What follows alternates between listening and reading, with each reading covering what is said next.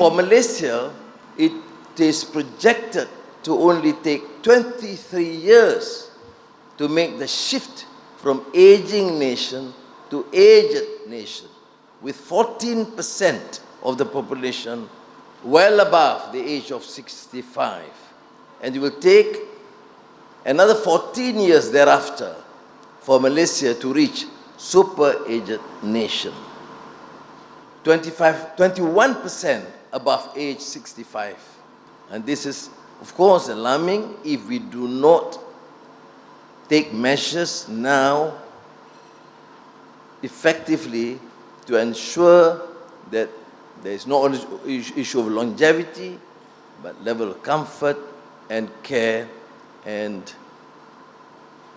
all ministries, agencies have been instructed to, of course, deal with this issue. In Malaysia, again, the World Bank has projected that the demographic change is expected to contribute about 1/3 of the decline of GDP growth rate between 2020 and 2050.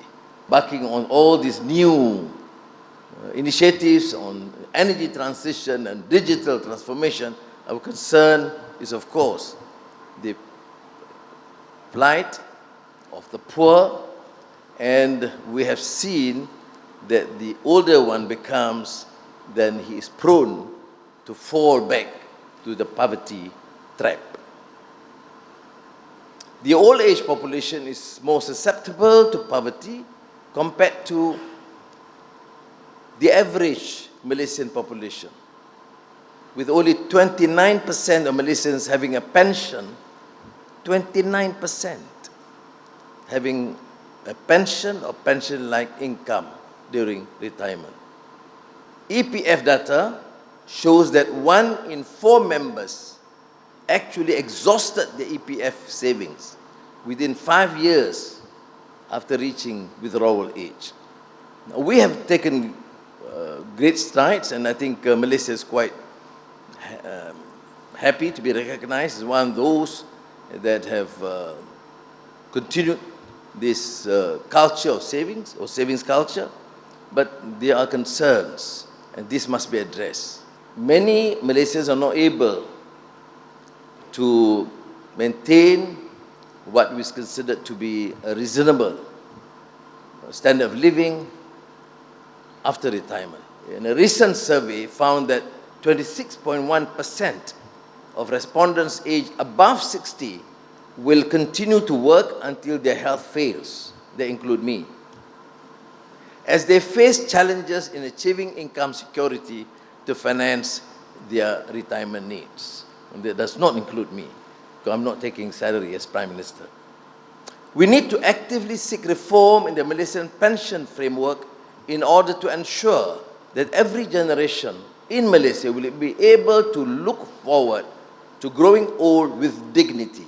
New solutions are needed to make sure no one is left behind and that every layer of society benefits from social protection.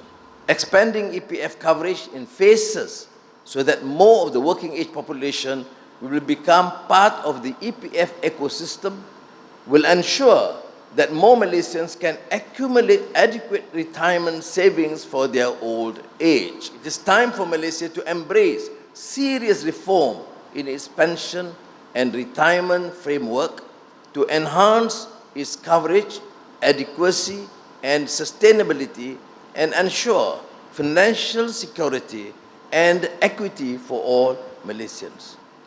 Our unity government is absolutely committed to bettering the lives of older Malaysians and building a more inclusive and just society for all Malaysians in line with the concept of Malaysia Madani. In this regard, the government plans to strengthen 2 pillars of social protection. For social assistance, the government will further strengthen social assistance programs to provide support and a safety net for Malaysians who are facing financial hardship. Malaysia must also prioritize investments in critical sectors such as healthcare, pharmaceuticals, and infrastructure conducive to active aging. Preparing for an aging nation requires a whole-of-nation approach to improve the lives of older Malaysians and the citizens of the world. It is incumbent on all of us to build a better and more inclusive world for the older members of society.